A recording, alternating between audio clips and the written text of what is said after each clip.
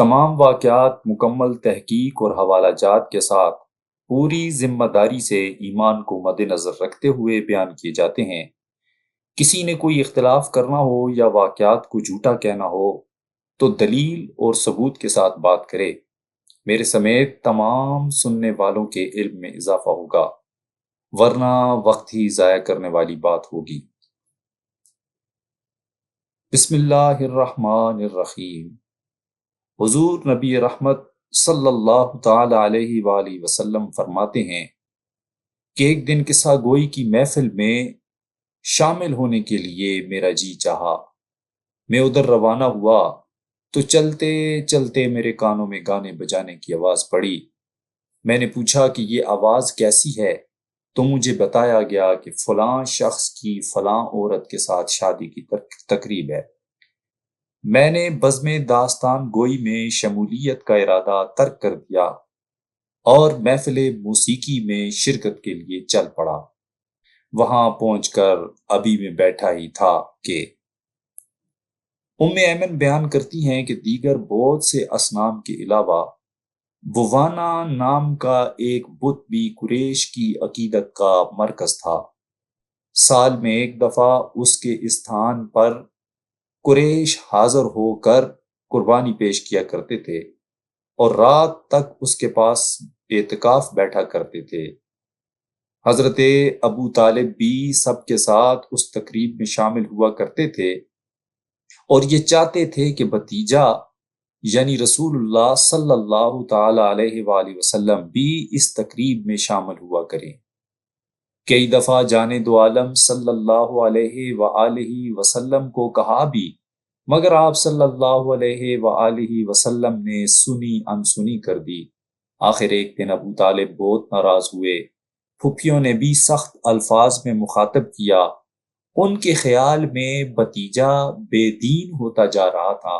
سب نے سختی سے باز پرس کرتے ہوئے کہا کہ آخر تمہیں اپنی قوم سے کیا ضد ہے کہ نہ تو ان کے ساتھ میلے میں شریک ہوتے ہو نہ کسی اجتماع میں۔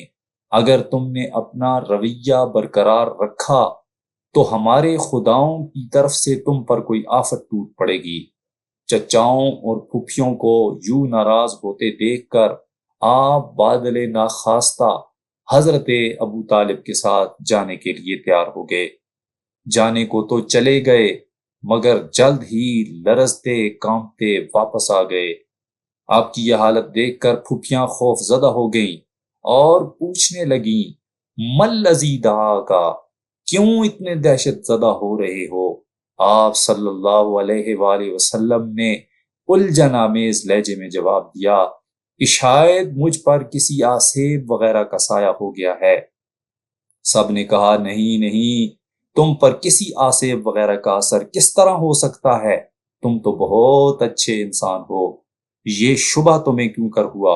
آپ صلی اللہ تعالی علیہ وآلہ وسلم نے اپنے اس شبے اور خوف کی وجہ بیان کی کہ میں جب بھی کسی بت کے قریب جانے کی کوشش کرتا تھا تو ایک سفید چہرے والی طویل قامت ہستی نمودار ہو کر چیخ پڑتی تھی اور کہتی تھی، وراک یا محمد لا تمسہ، دور ہو جائیے یا محمد صلی اللہ علیہ وسلم، اسے ہاتھ مت لگائیے۔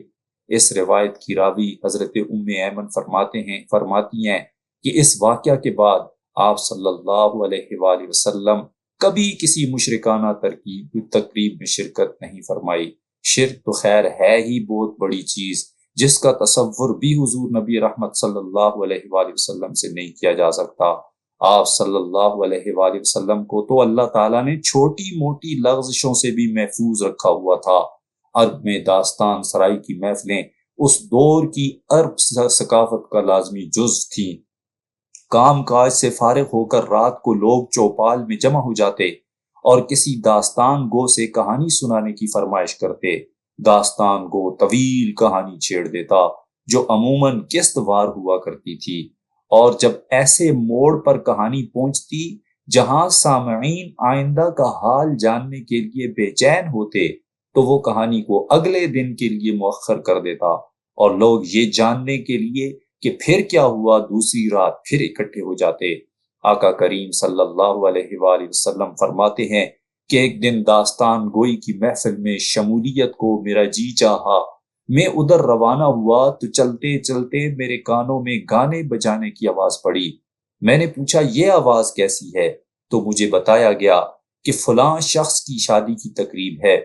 میں نے بزم داستان گوئی میں شامل ہونے کا ارادہ ترک کر دیا اور محفل موسیقی میں شرکت کرنے کے لیے چل پڑا۔ وہاں پہنچ کر ابھی بیٹھا ہی تھا کہ نیند نے آ لیا اور میں وہیں پر سو گیا۔ پھر دن چڑھے آنکھ کھلی، دوسرے دن پھر گانا سننے کے لیے گیا تو پھر وہی معاملہ پیش آیا۔ میں وہاں پر پہنچا اور بیٹھتے ہی نیند نے آ لیا اور میں سو گیا۔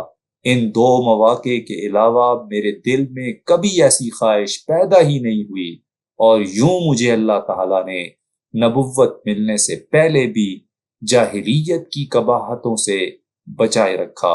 اور رحمت عالم صلی اللہ علیہ وآلہ وسلم فرمایا کرتے تھے کہ جب بھی میں کسی ایسے کام کا ارادہ کرتا جو میری شان کے شایان نہ ہوتا تو اللہ رب العزت مجھے اس کام کے ارتکاب سے بچا لیتا۔ یہ واقعات جو بیان کیے گئے ہیں بعثت یعنی نبوت ملنے سے پہلے کے ہیں، اور سیرت کی اول انعام یافتہ کتب سید الورا اور سیرت حلبیہ اور ضیاء النبی سے لیے گئے ہیں۔